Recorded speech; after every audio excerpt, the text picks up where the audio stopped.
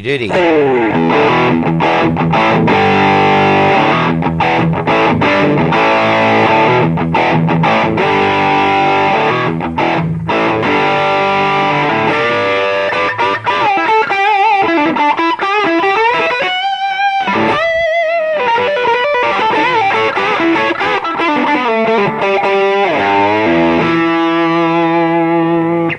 Okay, well, we're having a looking over the new, is it a new model? I hope it's a new model.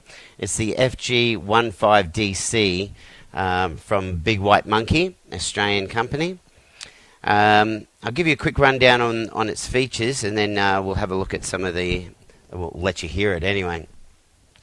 Basically, it's a full valve amp, 15 watt, and it's been kind of cloned on the EF86 side of a matchless DC30. So I don't know if you know a lot about those great amps, but matchless is one of the best amps that you can get your hands on, and this has been cloned off it.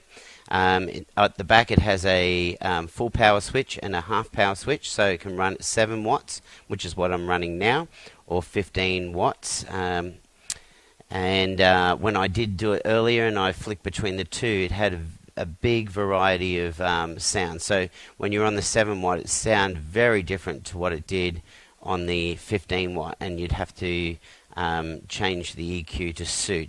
But no doubt they've done that so that if you need to play louder gigs, it's got a much bigger, clean volume at your disposal. They've used all valves. Basically, they've got a 12AX7 in the preamp, 2 EL84s in the power amp stage, and an EF86, commonly known as a 6J8. I'm not sure exactly where that is, but it's in there at some stage. It might be the rectifier, I'm not sure. Oh no, there's the rectifier there. It's a 5AR4. And they're all Sovtech valves, so they're not skimping on value there.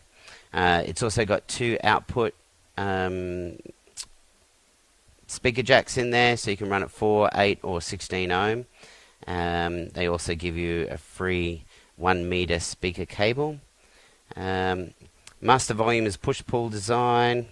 When it's bypassed, it gives greater control over the volume of drive. Now I'll have a look at that in a moment. Don't want to bore you with too much. It's got a 6-way selector on the tone and a cut switch, which basically removes some of the high frequencies. It's also got a bright switch for 3 different positions, 1 bypass, and then a little bit brighter, and then another brighter, a bit more brighter again. It does have a massive variety of tonal abilities, as I probably spent a good 15 minutes just before working out what I wanted to hear, and it was all there. I just had to discover the best way to get it there.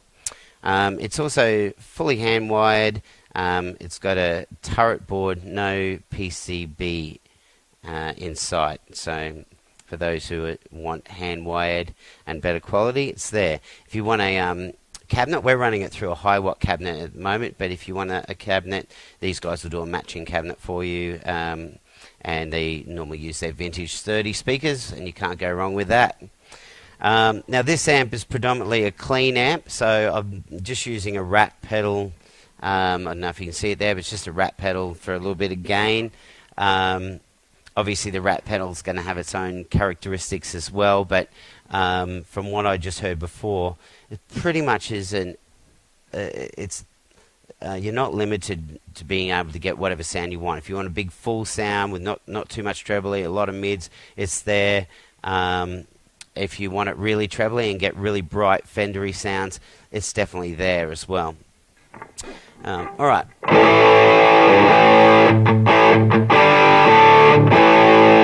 Alright, so there's your kind of rock sound. I'm going to switch off the rat pedal, and I'm going to pull out the gain push-pull switch. Because it tends to be an even cleaner. Now, this is not a great clean guitar, mind you. It's all humbuckers.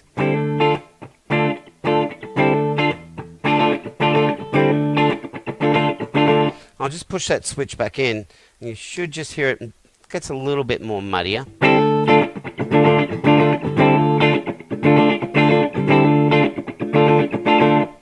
pulling it out again.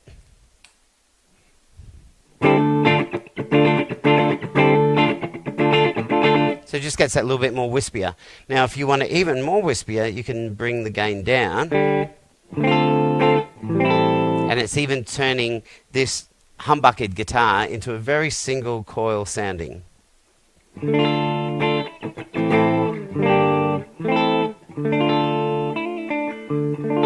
And as we drive that gain up, you can hear it thickens out.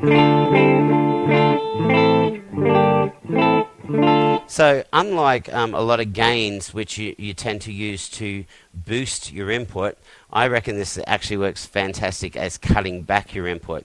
So if you've got those songs that you want a more strat sound and all you've got is a Les Paul or some Ibanez Mean Machine to go through, you can actually just pull this switch out, drop it down there, and you could pretty much simulate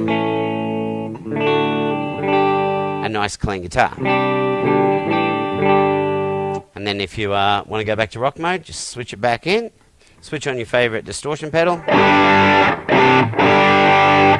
and you've got full. I'll give you a quick listen to the bright switches, just on a clean sound so you can hear it affect. That's on the bypass.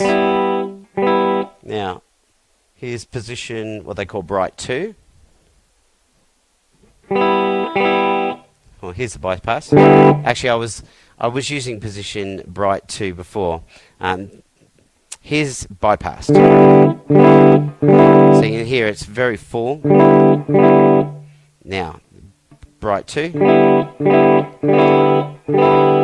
and bright 1. So there's quite a difference in there. There's the bypass.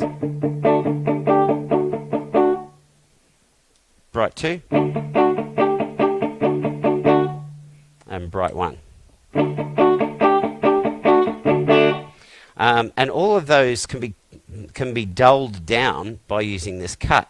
So on bright 1, which seems to be the brightest, if I take this cut back, it opens up all the brightness there. If I put it right round to the other way, cuts that brightness off. So you can literally use both the cut and the bright to find exactly the position you like. You might like that really harsh, bright sound, but just think, oh, it's a little bit too much, so you can use this one to dull it. Or you might want to just have a little less bright sound, and you can even dull it more. So the array of tonal ability on this amp is very, very good. I haven't even begun to explore it. As I said, when you use the full power, it seems to really change the sound, as most amps do. So no doubt you get more headroom, less breakup. It's probably going to be brighter, but then that's when you start mucking around with your different bright switches and so on.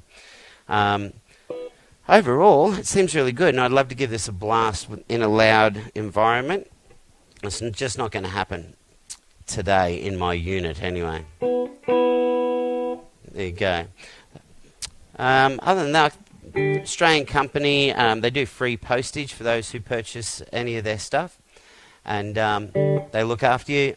I'm seeing a real involvement in this company. We were probably about 12 months ago doing some demos on some of their earlier models, and